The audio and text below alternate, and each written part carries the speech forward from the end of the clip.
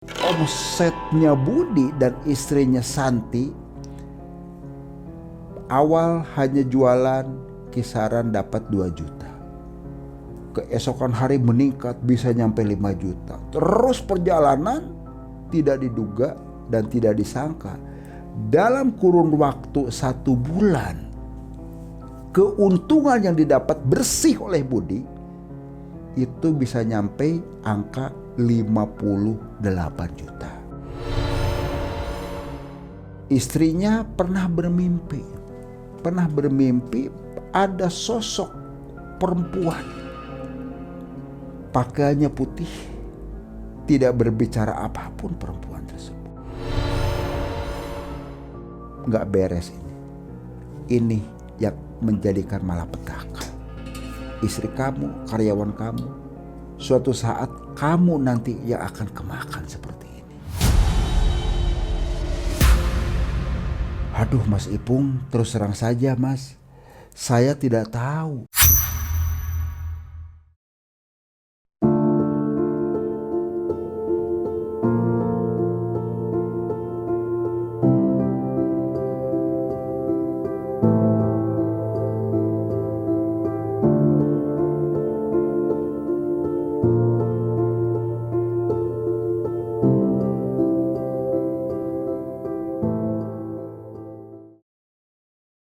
Bismillahirrahmanirrahim. Assalamualaikum warahmatullahi wabarakatuh.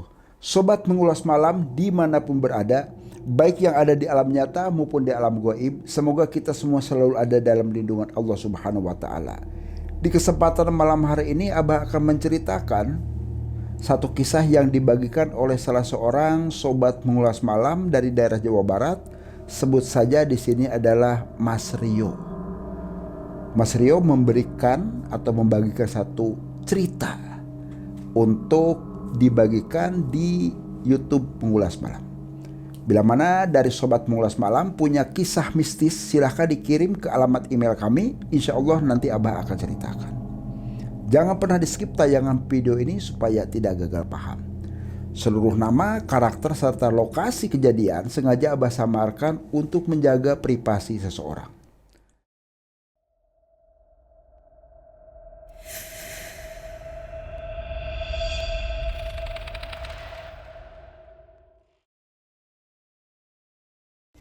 Mas Rio menceritakan, sebut saja di sini adalah Mas Budi. Mas Budi sendiri hidup di daerah Jawa Barat. Untuk kotanya sengaja Abah samarkan. Mas Budi ini usaha kecil-kecilan ya, yang lagi musim sekarang ini adalah fried chicken. Dengan modal keterbatasan segala macam, tanpa adanya satu keahlian awalnya, ini Mas Budi usaha.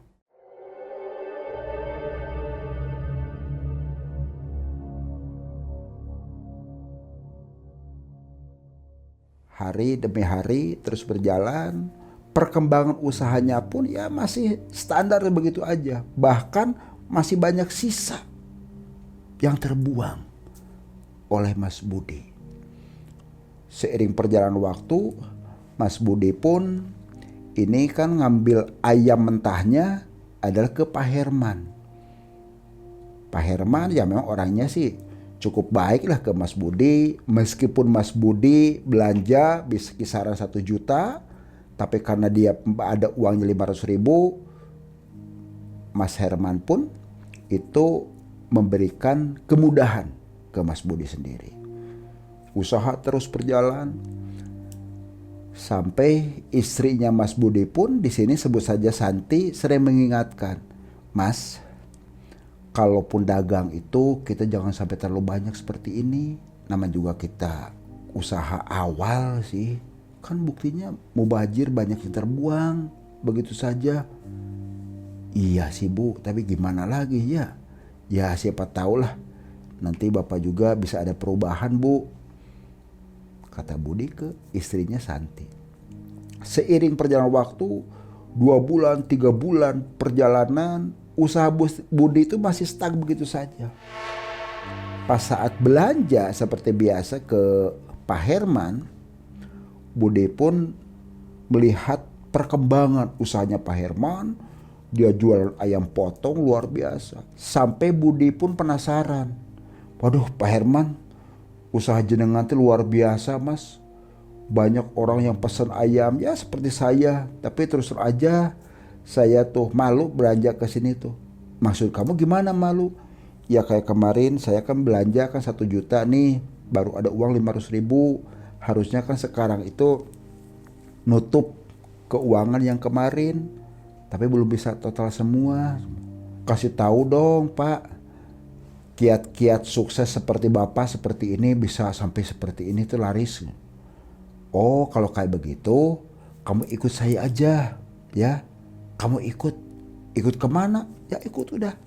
Nanti kamu main ke rumah. Main ke rumah malam aja.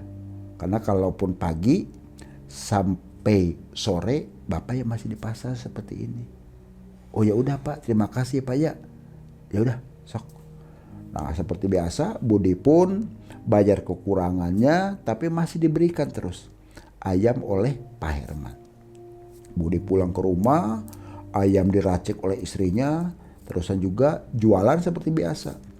Jualan ya laku paling dapat uang kisaran 200. Bahkan pernah sampai tidak laku sama sekali. Budi bicara dengan istrinya, "Mah, Bapak mau ke Pak Herman, bos ayam itu.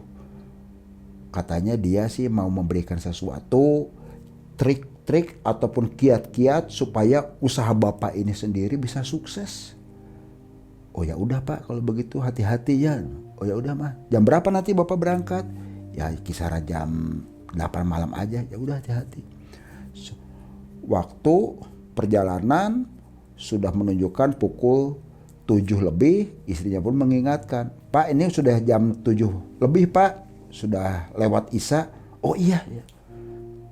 Budi pun langsung berangkat menuju rumahnya Pak Herman. Kebetulan Budi juga sudah tahu rumahnya Pak Herman. Ketuk pintu, langsung dibukakan pintu dan ketemu dengan Pak Herman. "Sini Bud, masuk, sok duduk kamu." "Iya Pak, terima kasih. Saya sudah bisa silaturahmi ke tempat Bapak. Apa yang tadi disampaikan, waktu kita ketemu di pasar, saya pingin usaha saya itu ada kemajuan Pak. Saya pingin hidup saya itu sukses Pak." "Gampang ya. Kamu nanti malam kurang lebih sekitar jam 11 kita jalan. Pokoknya Bapak mau memberikan sesuatu yang jos buat kamu sendiri." "Waduh, terima kasih Pak kalau begitu." Ya, nah selesai. Waktu menunjukkan pukul 11, Pak Herman pun mengajak Budi. Ternyata apa yang terjadi sobat? Pak Herman menuju ke salah satu pemakaman. Sudah kondisi gelap gulita segala macam. Pak Herman nyampe di situ, dia membakar kemenyan, pendupa segala macam.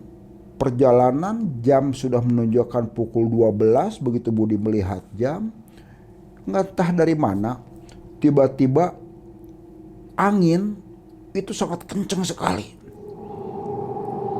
Pak Herman memberikan sesuatu kepada Budi, kain warnanya putih. Budi pun menerima. Budi bertanya, "Pak ini apa Pak?" "Ini itu isinya ya, perlu kamu tahu, itu adalah tanah merah."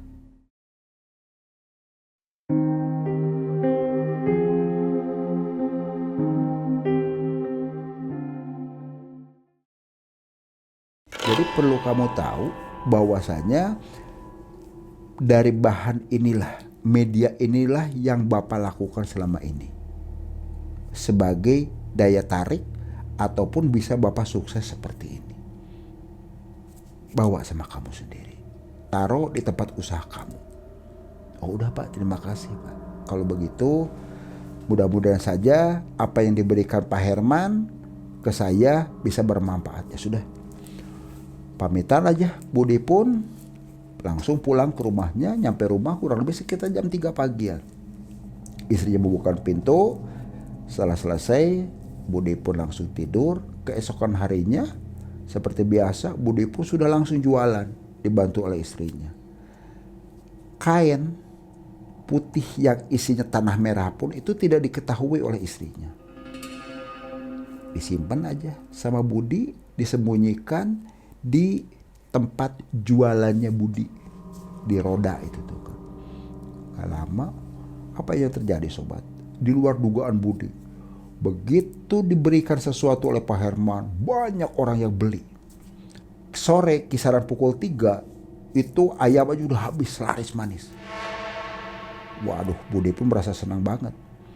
Merasa senang, uang dikumpulkan kurang lebih sekitar 2 juta rupiah hasil jualan pada hari itu. Langsung Budi pun belanja lagi ke Pak Herman dan menyampaikan ke Pak Herman bahwasanya apa yang diberikan oleh Pak Herman ini sangat bermanfaat sekali. Pak, terima kasih banyak Pak. Ini usaha saya laris manis Pak. Baru pertama ini saya jualan sampai habis semuanya. Oh ya udah kalau begitu, mudah-mudahan bermanfaat buat kamu. Iya Pak. Ini saya bayar ke Bapak kekurangan kemarin. Ini saya mau ambil ayam lagi. Udah, sok jalanin. Belanja aja Budi. Budi diracik segala macam oleh istrinya seperti biasa. Pagi, siang, sore sampai malam. Full sekarang itu.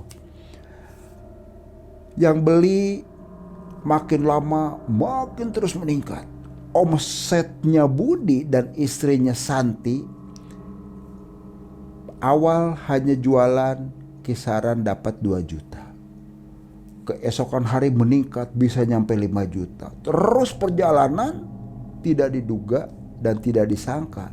Dalam kurun waktu 1 bulan, keuntungan yang didapat bersih oleh Budi itu bisa nyampe angka 58 juta. Baru pertama dalam kurun waktu 1 bulan. Sampai Budi pun ya merasa senang. Sampai bercerita kepada istrinya, "Mah, tolong nanti dijaga menu masakan kita terus perbanyak, syukur-syukur nanti kalaupun uang kita lebih kita bisa buka kios lagi yang lain Mah." "Iya Pak, mudah-mudahan aja kita bisa sukses seperti ini." Terus Budi berjalan, hampir perjalanan usahanya Budi pun tidak terasa sampai 6 bulan berjalan. Kios dia buka cabang sampai 3. Rumah yang tadinya hanya sebatas kontrak, dia pun bisa membeli rumah ya masih gak besar-besar banget lah, tapi beli tunai. Setiap kios pun dia pasang karyawan 2 orang. 3 kios berarti cabang bisa sampai 6 orang. Terus berjalan usaha. 6 bulan, 7 bulan, sampai mendekati 1 tahun perjalanan. Ini mulai apa yang tidak pernah Budi dan istrinya rasakan. Istrinya pernah bermimpi ada sosok perempuan. Pakaiannya putih, tidak berbicara apapun perempuan tersebut. Apa yang terjadi sobat? Bukan sehari itu saja. Istrinya Budi, Santi, bermimpi hal tersebut. Itu sampai terus-terusan. Bermimpi terus-terusan. Dan yang bikin anehnya lagi, di saat ada pembeli satu keluarga, dia pun bawa anak kecil ya kisaran 8 tahun. Anak itu pun langsung teriak-teriak, "Mah, takut mah." Dede takut apa? "Itu mah ada perempuan mah. Rambutnya panjang banget kayak begituan." Lihat ke Dede terus-terusan. "Dek, kenapa sih? Gak boleh gitu, Dek. Gak mau Dede gak mau mah." Itu anak perempuan itu pun langsung ke belakang ibunya. "Mah, cepat pulang mah. Dede takut mah." Gak lama si ibunya itu pun langsung bawa anaknya. Langsung pulang. Santi yang kebetulan melayani di situ bercerita kepada suaminya apa yang kejadian salah seorang pembeli. Sampai Budi pun menanyakan kepada Pak Herman yang telah memberikan sesuatu yaitu ke Budi. Budi bercerita panjang lebar ke Pak Herman. Pak Herman pun menjelaskan kepada Budi bahwasanya tanah merah yang diikat dengan kain putih itu adalah memang tanah yang mayatnya itu adalah seorang perempuan yang sedang hamil dan meninggal dan dikuburkan di situ. Loh, kok Bapak sih baru ngasih tahu sekarang, Pak? Ya gak apa-apa. Yang penting usaha kamu lancar. Buktinya Bapak juga kan seperti ini.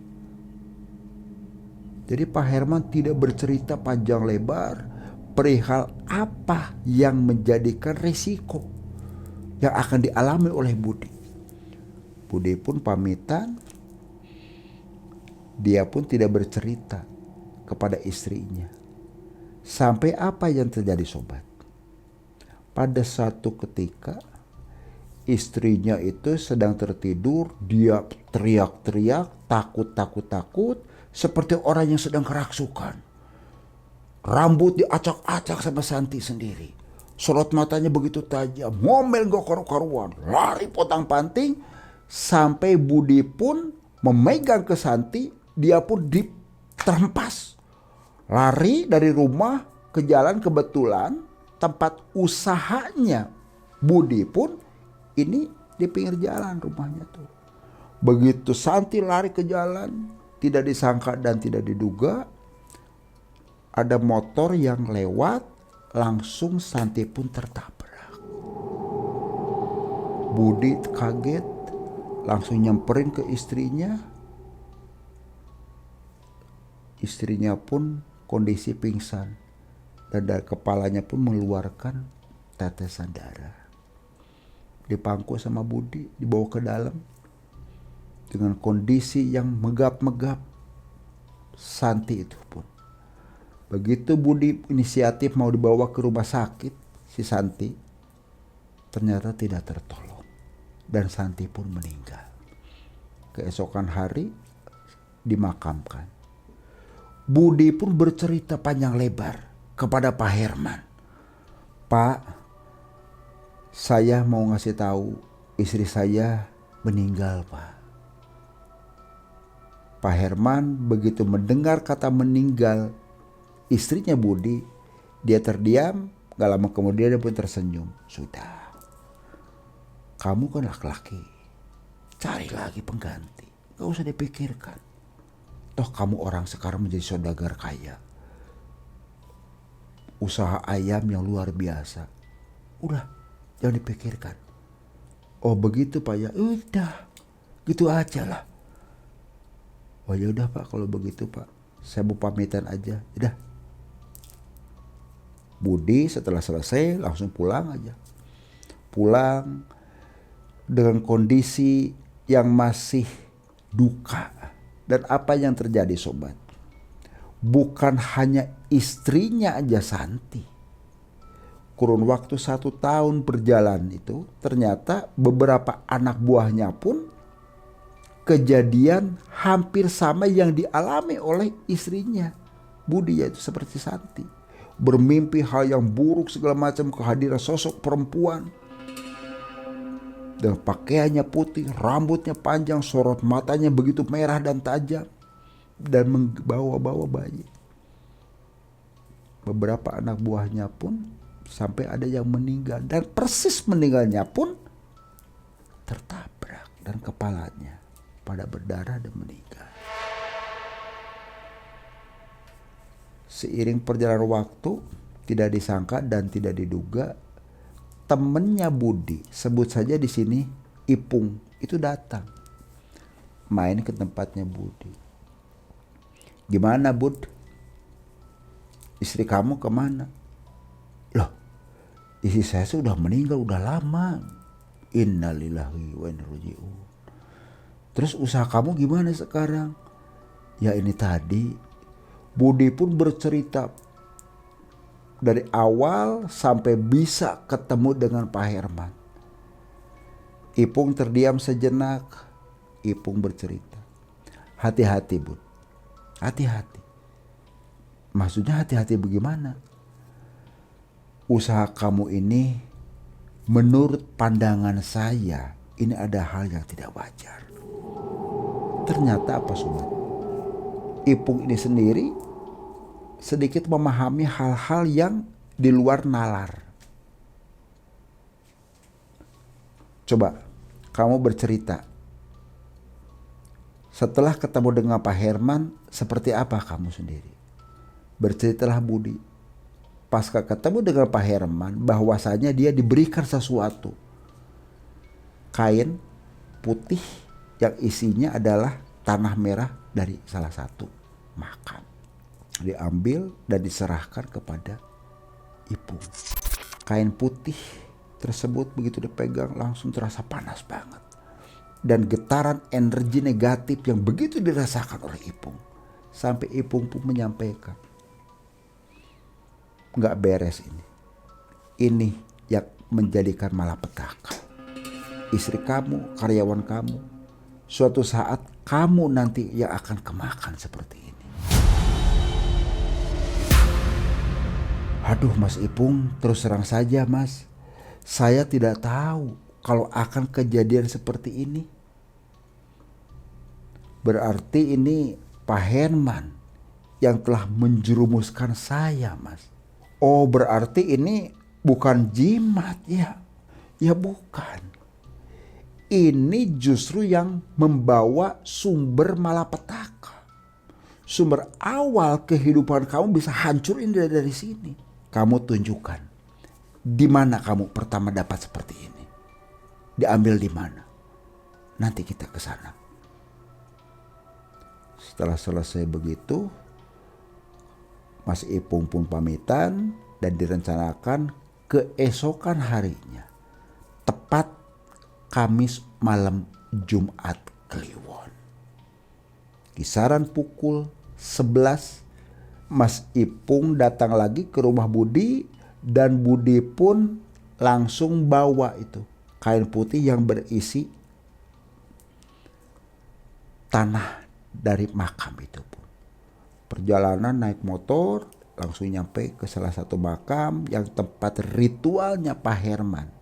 Nyampe di situ, wallahu alam, Mas Ipung membaca mantra apa, angin kencang, gak lama kemudian ada yang tertawa di atas pohon randu tepat di makam itu pun.